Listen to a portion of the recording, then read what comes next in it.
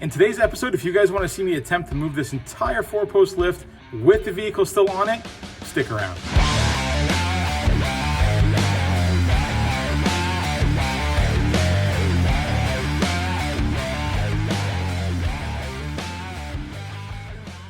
What's up, guys, and welcome back to INTHESHOPTV. Yeah, you heard me correctly. We got to move this entire lift today, and I can't take the vehicle off it. Well, I could, but I wouldn't be able to put it back on. On the last episode, we did a cowl delete panel on a 55 Chevy cab over there. And as you can see, working on the front of it is about all we can get done. In order to finish working on that cab, or really to start working on that cab, we've got to move it out away from that wall and create some space around it. So moving this lift is part of that process.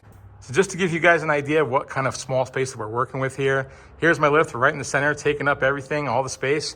And this is what we're working with. Not much. This shop is 26 by 40. The entire truck body is right there against that wall. Fenders, bed, the cab, the hood, the doors, all that good stuff.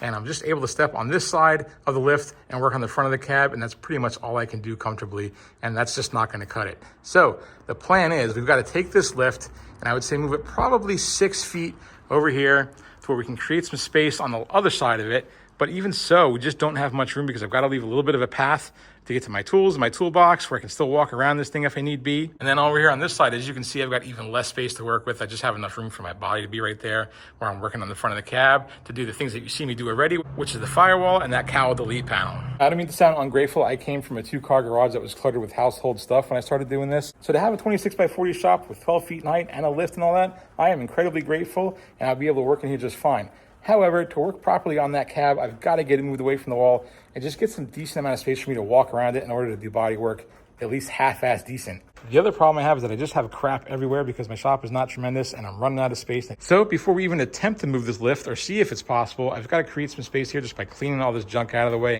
so that we can even consider moving this thing over.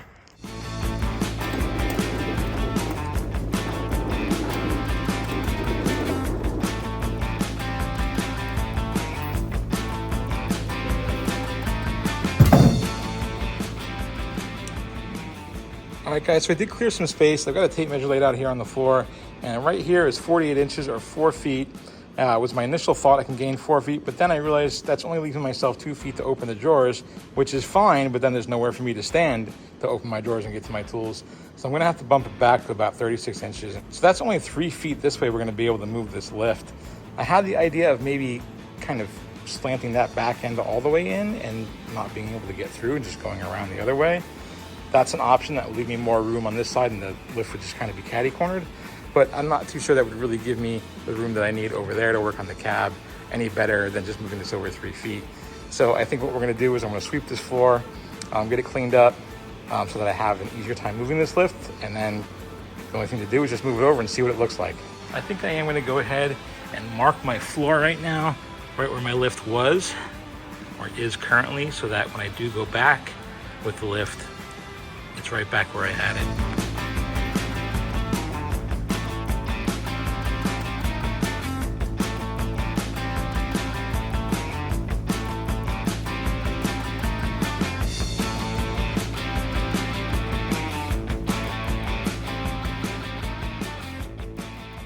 All right, so some of you guys right now are probably saying, how in the world are you gonna move a lift with a vehicle on it? Some of you guys have probably already figured it out. We got a 4-post lift for a very specific reason. Our shop is small and I wanted a lift specifically that was gonna be portable. We only have one bay door on that side versus bay doors long ways. If I had bay doors on the long end of this shop, I could go with the 2-post lift where it's permanently mounted in one spot where I know that I'm always just gonna be moving vehicles in and out of there, up and down the lift, and that lift is never gonna move. With only one bay door on the short wall of this shop, the lift has to be portable. So on this 4-post lift, and a lot of 4-post lifts, they come with casters. So let me show you. So here we have our funny looking casters. Basically, there's these rods that stick out of the lift uprights, and this just uses leverage. So when the lift runways come down on this part of it, it lifts up on those rods and lifts the whole leg of the lift up in the air on all 4 corners. This part of the caster with this pin will snap into this available hole. So I want to throw this out there right off the bat as my disclaimer. In no way are you supposed to do this. You're supposed to move the lift unloaded. It's empty weight with no vehicle on it. We have a vehicle on it. The manufacturers specifically call for no vehicle being on it. I don't really have an option. Kind of cheating because it's really just half a vehicle on it. I know, it's still weight, but there's no option, guys. I have a major hill coming out of my shop. If I roll this chassis out of there, I'm never getting it back up without heavy equipment pushing it up and mangling all this year and a half worth of work I did in this frame. So we got to try this. It's our only option. So let's lower this lift down. We'll get these casters in place and cross our fingers.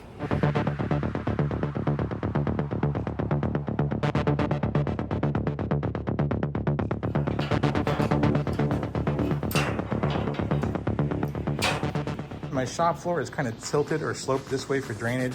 So once I lift this thing down and it comes off of its own weight and it's on the way to the wheels, there is the possibility this thing can come rolling down the hill that way, which we really do not want to happen. So I'm just gonna take a simple board, stick it in front of that wheel so that, God forbid, the thing starts to move, it's not gonna go very far. Other than that, I think we're ready to hit the button and see what happens. Again, if you're gonna attempt this, I don't wanna sound like a broken record, but it is against my advice. I'm doing this because I have to. I'm assuming the risk myself. Don't you guys do this and then your vehicle comes falling and it kills you and everything and your family comes after me? Well, INTHESHOPTV said it was okay. I didn't say it's okay. I said it's a dumb idea. Don't do what I'm doing. Let's get this unplugged.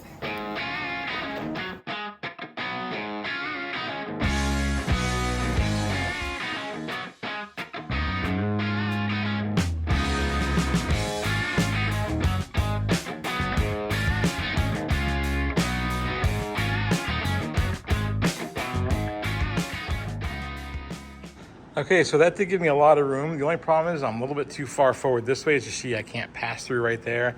And then where my toolbox is, I really can't fit through that area. But I really struggled with this for quite a few minutes, even though you guys saw it on a time lapse. And I kind of pulled something in my stomach, so I'm gonna try to get maybe my kid in here to help out a little bit. Had to hammer on these wheels a little bit to get them to turn in the direction I wanted it to go, because there's just so much weight on it. And if they were canted to the side like that, obviously I couldn't push it forward. So just kind of tapped them in direction, and then it started to move a little bit better. All right, guys, so I straightened it out. I got them to help me out. Everything's kind of sitting where it is now. I have a nice path where I can walk around the lift, get to my toolbox, get to my office, get out the front door, walk around this way. And I definitely think, guys, that we have enough room now to pull this cab out and work on it. It's not the most room in the world. I've got about roughly 8 feet between the firewall and the lift, but really more like, again, 6, because I got to be able to pass through. But the cool thing about it is now that I have this room, our cab dolly is on wheels, so I can spin this thing and turn it. If I want to have this whole big area to work, I can just kind of flip the cab around and work on the back. I can turn it on the side, work on the side. So I think this is going to be sufficient. So here in the back corner, you can see where it's pushed forward to. There's the line that we made where the corner of the lift was. So sizing it up, that is actually about 4 feet that we moved it, which really helps me out a lot. I was saying 3 initially because I was counting to the end of that foot, but the runway is inset. So it's only the posts that are 2 feet away from my bench and the toolbox, but I have another foot of indent right here where I'm able to access my tools around the side of the vehicle and walk around freely and unencumbered. You know, guys, I'm in my mid-40s, and not to sound like a wuss, but the past 6 or 7 years, I've been kind of coming to terms with the fact that I just kind of can't do the shit that I used to do when I was in my 30s and 20s anymore. Or I can do it, but it causes me some pain, and this doesn't come as easily. So, you know, this is a perfect example. When you're moving something really heavy like this, I did it by myself. I kind of injured myself. I'm not feeling so great right now. And it was just stupid. You know, if you can get help, if you're gonna do something like this, get the help. It doesn't make you any less manly or any less cool or any less tough. It just makes you smarter. Because now I'm sitting here going, ooh, ah, when I walk out of the shop, when I could have been feeling okay. So just from me to you guys, as you get older, start thinking smart, start thinking health-wise, start thinking about your body, because hey, we want to do this long-term, we want to do this for a long time, and we got to preserve ourselves and give ourselves the best chance we can to be able to do what we love long-term. As for the cab, there's some minor body work that has to occur on it, and then we're gonna get it in some epoxy paint. I think I'm just gonna leave it like that for a while so I can get it on the frame, mount it up, start driving it, putting the truck together and all that fun stuff. I am not the best when it comes to body work. I can do it. It comes out okay. It takes me a lot longer when I'm sanding and using filler and all that good stuff than it would take a pro. And they're really gonna make it come out, you know, glass laser straight. With mine, it's gonna be pretty good, but if you look closely, you'll see some imperfections here and there. That's okay for me for right now. I just wanna get this, like I said, in epoxy so that we can drive the truck. It'll look good, it'll look presentable, and we can have some fun with it for a while until I can really save up the excessive coin that's gonna take to really get this finished, really. Fortunately for me, I know where this truck came from, so when I epoxy paint it, I don't have to take it all the way down to bare metal. I know the guy who had it, I know everything that was done to this truck, and I know he did strip this truck before I got it.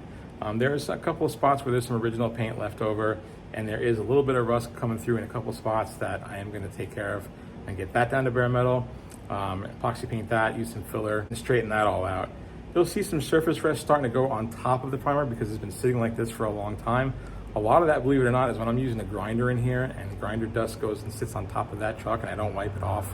Just the moisture from being here in the south will turn that grinder dust on top of the truck into rust. So it looks like there's rust sitting on top of the primer, but it's not. It's just on top from dust sitting on there, and it oxidizes over time and turns to rusty particles. So some news, we have another tool giveaway coming up, and it's gonna be a pretty sizable one like last time. So I'm kind of excited about it. I really like doing them.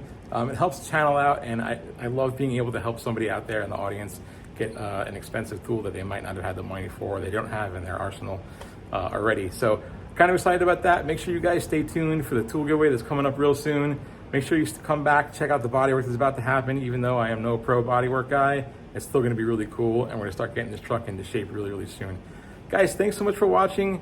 Don't move a lift by yourself with a vehicle on it. It's dumb. That's my disclaimer. I put it out there. I don't want your wives and your kids suing me if you kill yourself. So just be smart about it and don't blame me, whatever you do. Anyway, guys, thanks so much for watching. As always, until next time, I'll see you in the shop.